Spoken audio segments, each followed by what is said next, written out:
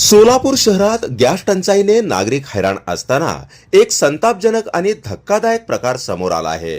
गोदुताई परुळेकर नवी विडी घरकुल क ग्रुप बिराजदार पॉइंट परिसरात रिक्षामध्ये खुलेआम अवैध पद्धतीने गॅस भरला जात असल्याचा व्हिडिओ सोशल मीडियावर वेगाने व्हायरल होत आहे। या घटनेमुळे प्रशासनाच्या कार्यक्षमतेवर गंभीर प्रश्नचिन्ह उपस्थित झाले आहेत।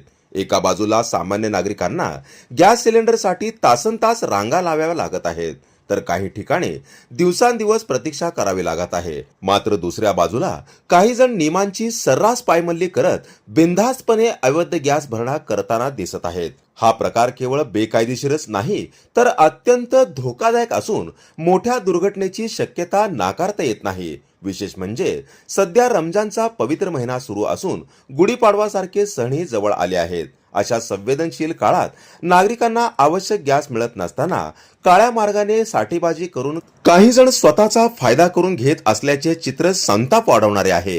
यामुळे आता मोठा प्रश्न उपस्थित झाला आहे, हे अवैध गॅस भरणारे नेमके कोण आहेत? त्यांना गॅस पुरवठा कोण करत आहे?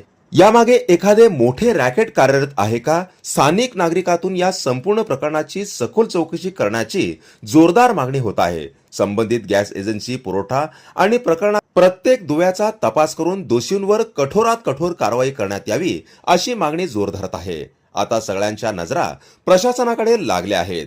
कारवाई होणार की पुन्हा एकदा हा गंभीर प्रकार दुर्लक्षितच राहणार?